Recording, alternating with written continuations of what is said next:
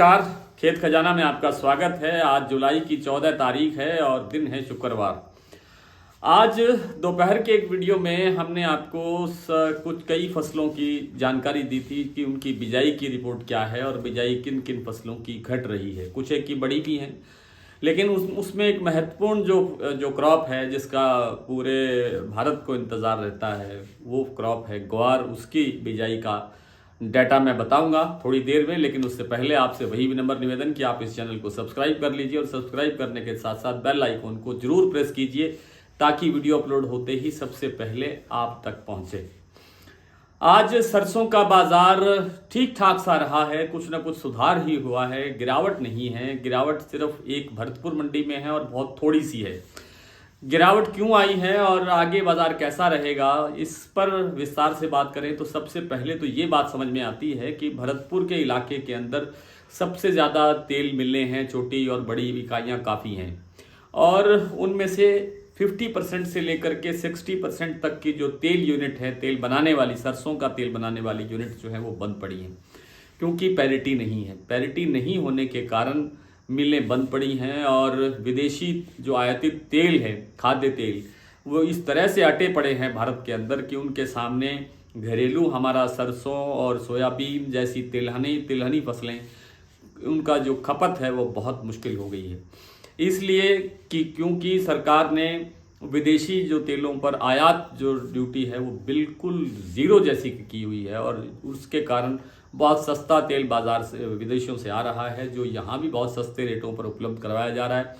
इसीलिए सरसों का जो तेल अगर हम तैयार करते हैं आज के भाव में लेकर के तो वो 120-22 रुपये लीटर पड़ता है और 120-22 रुपये लीटर वाला तेल जो है वो बाज़ार में दुकानदार जब बेचने निकलेगा तो 125-26 रुपये तो लेगा ही और उसके बाद वो फिर रिटेलर के पास जाएगा तो 130-35 रुपये के आसपास पहुंचता है।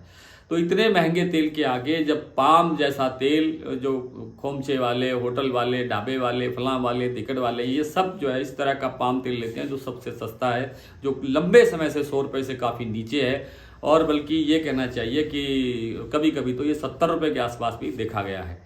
तो इतने सस्ते तेलों के आगे क्यों महंगे तेल का प्रयोग कोई करेगा। इसलिए जो सरसों की जो खरीद है वो बहुत कमज़ोर हो रही है। सरसों की खरीद इसलिए भी कमज़ोर हो रही है कि सरसों की अभी भी हमारे पास जो स्टॉक है वो काफ़ी पड़ा हुआ है।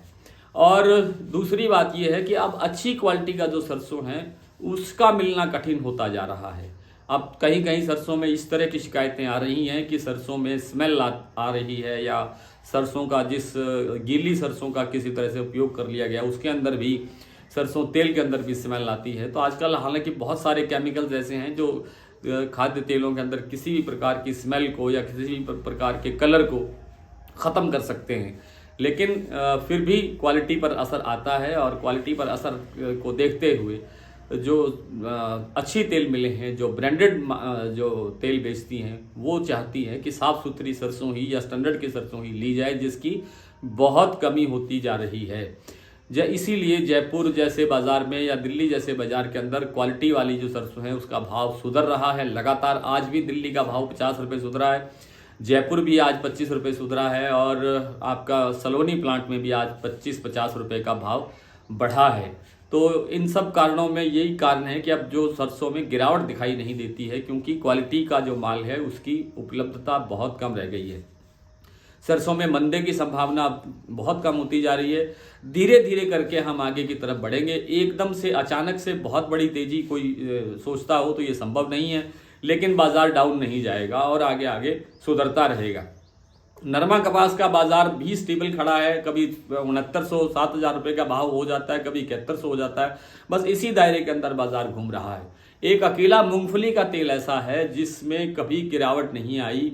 कोई थोड़ा बहुत मंदा कभी आया हो तो अलग बात है, वरना ये तेल आज 1825 रुपये राजकोट का भाव है 10 किलो का।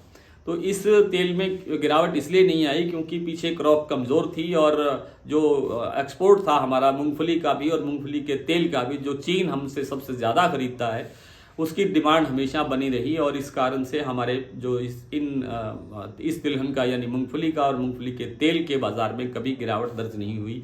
अभी भी इसमें मंदे की संभावना नहीं है। हालांकि मैंने सुबह की रिपोर्ट में आपको ये बताया था कि जो मूंगफली की जो क्रॉप है, खरीफ की जो बिजाई है, वो कुछ बढ़ी है, कुछ प्रतिशत बढ़ी है और इस कारण से लगता है कि बाजार आगे कोई दबाव आ सकता है। लेकिन चूंकि पाइपलाइन खाली है इसलिए बहुत बड़ी गिरावट आने की संभावना इसमें भी नहीं है। बिनौला तेल में भी मंदे के आसार कम है, बिनौला तेल अभी आगे और तेज होने की गुंजाइश में है। आइए कुछ मंडियों के भाव देख लेते हैं। आज जैसा मैंने आपको बताया कि भरतपुर थोड़ा सा कमजोर खुला है।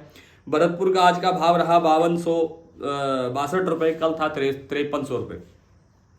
जयपुर खुला है 5675 रुपये, खेरली 5675 रुपये, नडबई 5260 रुपये और दिल्ली खुला है 5450 रुपये, चरखी दादरी 5400, बरवाला 5250, हिसार 5300, ग्वालियर 5200, मुरैना 5050, अलवर 5400, खैरतल 5350, सिरसा 5171। सिरसा का रेट बाद में बढ़ा है, मैं दोबारा देख करके बताता हूँ। सिवानी 5450, शारदा आगरा 5850, बीपी आगरा 5800, अबोर मंडी 5090, सिरसा 5351 रुपये का भाव है। आदमपुर मंडी 5143, ऐलनाबाद 5190, हिंडौन मंडी 5286, सुमेरपुर 5355, कोटा 5000, बीकानेर 5150, नागौर 5000, बारह मंडी 5250, मेड़ता सिटी 5200 रुपये, नौहर 5160, संगरिया 5141 और गंगानगर में भाव रहा 5136 रुपये। आज सलोनी कोटा का भाव है 5975, अलवर का भाव है 6000 रुपये, दिग्नेर 6075 और शमशाबाद का भाव है शमशाबाद सलोनी 6075 रुपये। आज इतना ही, कल आपसे फिर मुलाकात होगी, तब तक के लिए नमस्कार।